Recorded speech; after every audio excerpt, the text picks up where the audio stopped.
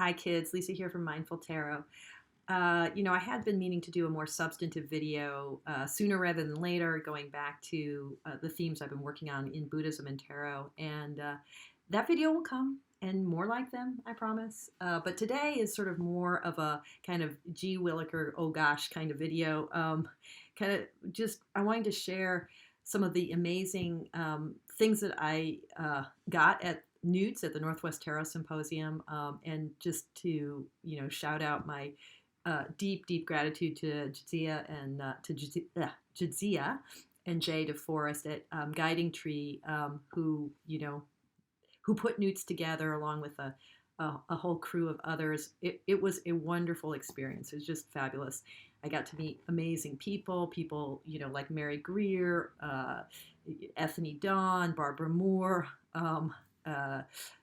Christine Payne Towler, Andrew McGregor, just a whole bunch of people whose work I've admired and read, and then people whose work I didn't know, and just wonderful people who, Biddy Tarot folks were there. Bridget was there. I mean, it was really cool. It was the first time I'd been to NWTS, and it's like 2 hours from my house, so insane. But now, now it's kind of in my blood. So there were so many wonderful things there. There was a potlatch table, which is really cool. So, and I brought a bunch of decks that were, not of things that I wasn't making use of, and I put them out, and you sort of put everything out on the table, and then, if you put stuff out, you take stuff in if you see what you like. And so there were a couple of things I picked up at the potlatch table that were amazing. So the first, which came in this pouch, 7 stars, the Etsy artist who creates the Deck of the Bastard, who's done I have her Solabusca Tarot, Solabusca Revisited.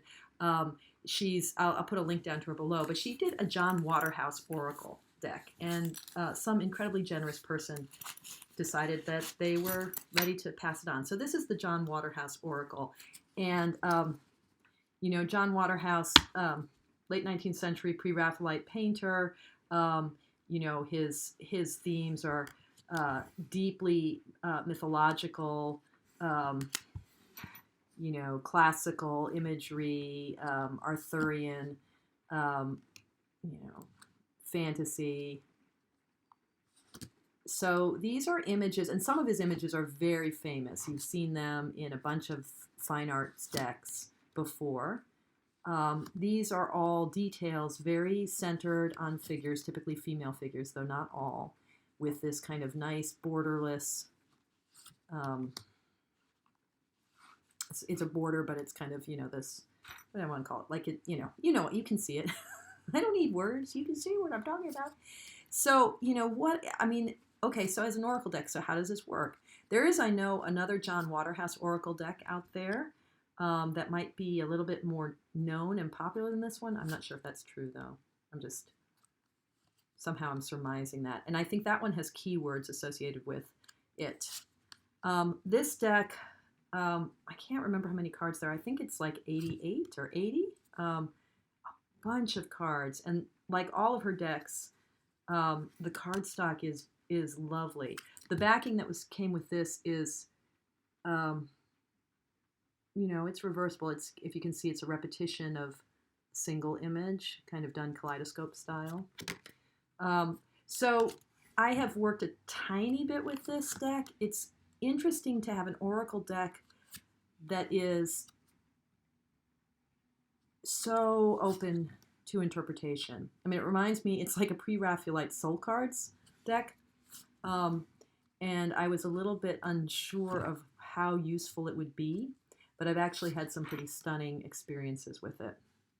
Now, if I knew his art, I've been really impressed by Veronica Jude's fabulous videos lately, thinking about the ways that she approaches like the Nicoletta Ciccole deck, and how her research into Ciccole's imagery and paintings, how that becomes part of the way she uses both the Chikole Tarot and the Chikole Oracle, that it's not just based on trying to map the Rider-Waite-Smith, but really building on her understanding. I think this is the Lady of Shalott. Her understanding of the images, context and themes according to the artist. So that, I mean, that's the way I love to read. The more you know, the more you know. But I'm not, trying to remember who that is an image of. I don't know a whole lot about Waterhouse's paintings. So it's pretty easy to find online resources that will help you get the title of these cards, the images, and to dive into the stories. So anyway, I'm really, I was really blown away. Blown away that someone would give this up, blown away that I would get it. It was one of the first kind of serendipitous moments at this conference where it was just like, wow, the tarot community giveth. The tarot community giveth. Anyway, so that was one thing. Another potlatch table find that I had was this Lo Scarabeo Everyday Oracle, or the Vera Sibilla Italiana. And I really didn't know anything about Italian Sibyls. So did a tiny bit of research. Actually, Norse Pagan Witch has a bunch of really, really helpful videos on the Sibilla. And there's, lots of stuff on the internet. And there's a book that's now kind of out of print.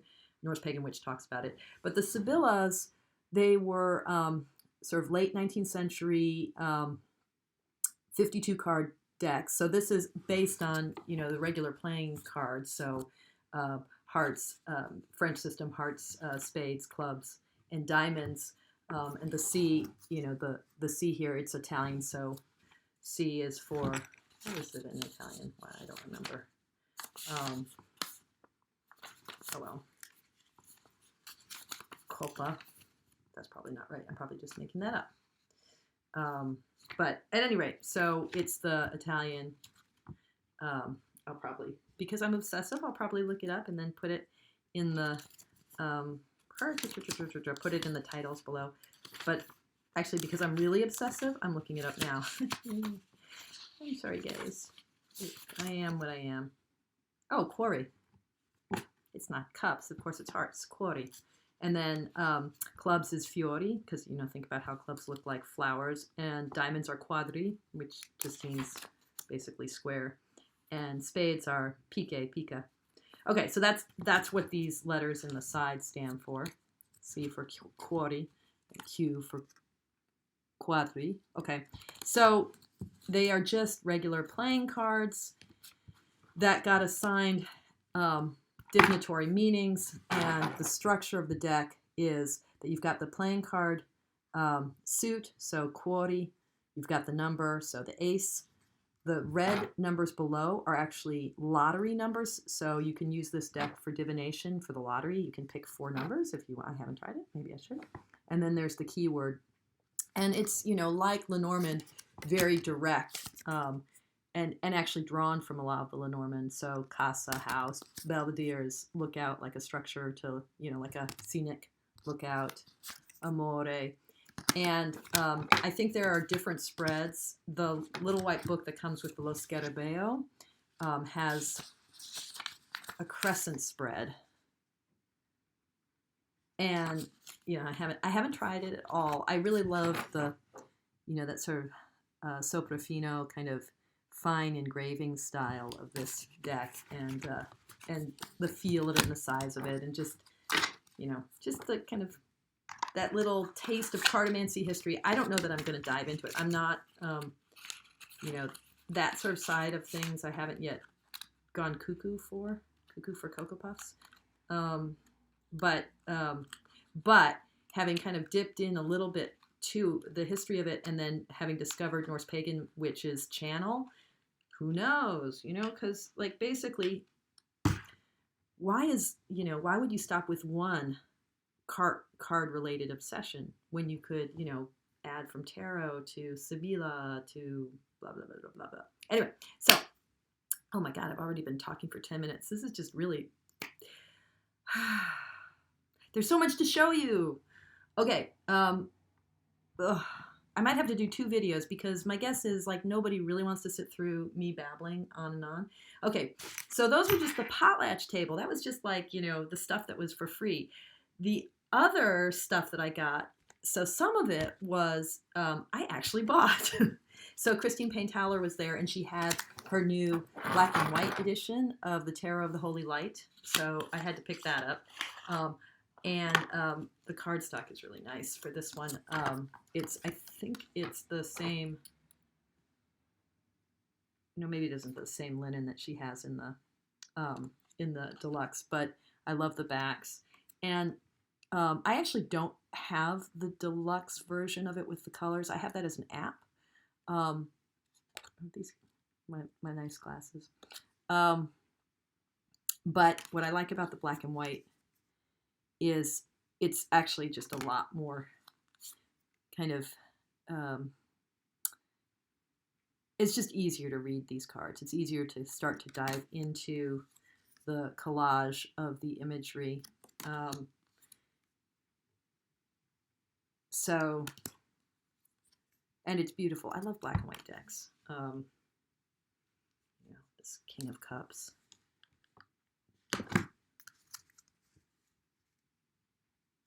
I just love it. So, you know, the incredible, or this Lovers, the incredible kind of burst of colors that she has in the regular Tarot of the Holy Light. You know, the way in which, wow, there's a lot of light here. That's amazing. And for me, overwhelming. And then just her knowledge of the esoteric tradition is just, I find it kind of, it's overwhelming. It's incredible. It's, I admire it. But I'm not, it's not where I am right now. I kind of like something that Patrick was saying in the 78 cards recently, where he was talking about how he's really stripped. His working with historical decks, he's really stripped things down to numerology and suit. And, you know, there's a lot to be said for that. And however, I will say, so I heard this tremendous presentation at NWTS by Christine Payne that was all about number. It was brilliant. It's this material that's going into, I think, her newest work, which I hope she will pull together as a book. And in that, it revealed the ways in which, if you really know Pythagorean stuff, all of that esoterica is embedded and emerges from what we might call numerology. So, Patrick, if you're watching this, I totally agree with you about the impulse to strip everything down to the structure of number and suit. And if you listen to Christine Payne, you know, when you try to strip everything down like that, actually what you get is the whole freaking universe. So anyway, lots to think about. I've been thinking a lot about all of that numbering stuff. The other deck that I purchased, I was trying to be really good and not purchase a lot. So I also got, and I'm going to do a separate unboxing of this, the Antiquarian Tarot, which is a self-published deck by Maree Bento, who was at NWTS. And I love her aesthetic. I love the book, which kind of has this, you know, sort of faux leather. I mean, it's just paper backing, but it has that kind of antiquarian feel to it, and the way she did the bag. This is a deck that's based on antique photos, and looks super smart. And I haven't dived into it yet at all. So I'm going to have to do a separate flip through of that. So that'll be another video. Okay, then what happened? On my last evening, there was or my last day, there was a grand raffle, and I never win anything, you know, but I was like, I'll win this. I just somehow knew that, and indeed I did, and I won. It was the grand raffle. and I won just like these 2 boxes that were filled with so much stuff. I mean, it was insane. The riches kept giving. I just, it was like, so there was a bunch of things in that, like more than I can even say, and I've kind of put things away, but a few of the things I want to mention. So there was this beautiful selenite tower, and I am a Cancer Gemini cusp, so not that I know a whole bunch about or follow much of. I'm trying to get the light to show this in its beauty. There we go. That's a little bit better. But the moon, I don't know a lot about astrology, but, insofar as moon is important to my Cancer self, that seemed really wonderful. I also got in that gift bag, that Raffle bag, the Juvel Mor Tarot, created by Arthur Graye, and I can't remember the other artist's name. And it's actually just a majors only deck, and it's pretty cool. These are the backs.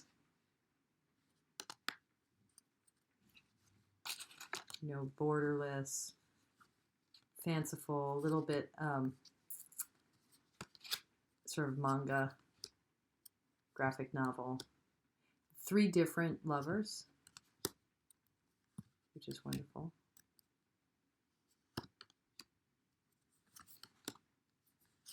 So, I love when you can, I love that wheel. I love that wheel. It's wonderful when you can get a deck that comes to you also through connecting with the artist. A pretty cool tower. I like that moon.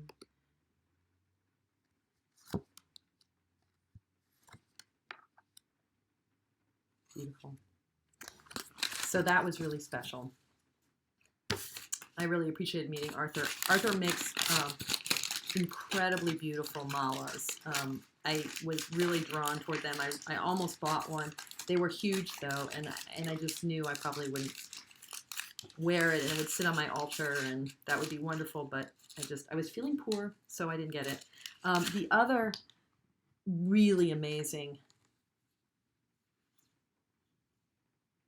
I'm losing my words this morning, snagged in that raffle was Gaia, this beautiful rupa. Just look at her eyes, the detail. I didn't know, and just look, all the little animals. I didn't know that I needed Gaia, but apparently I do. So here she is. It's resin. It's not stone or anything, but it's cast resin, and she's just beautiful. So she's sitting on the chest that I keep all of my tarot, most of my tarot collection in. Okay, I think that's all that I want to. I mean, there was other things. There was a beautiful terminated quartz, terminated point quartz. There was there was some other stones. There was the Victorian Fairy Tarot, which I haven't opened yet. I'm sort of stashing that away. So there's it was an incredible, it was an incredible haul. So Newts, everyone. March 2018. I hope I'll see you all there. Okay, I'm going to do another couple videos maybe this morning. The other thing I really want to get into, and this is just a recent purchase, is I just purchased the Payne du Monde Tarot, which is a fine arts deck by an Etsy artist. Okay, love you guys, and talk to you later. Mwah.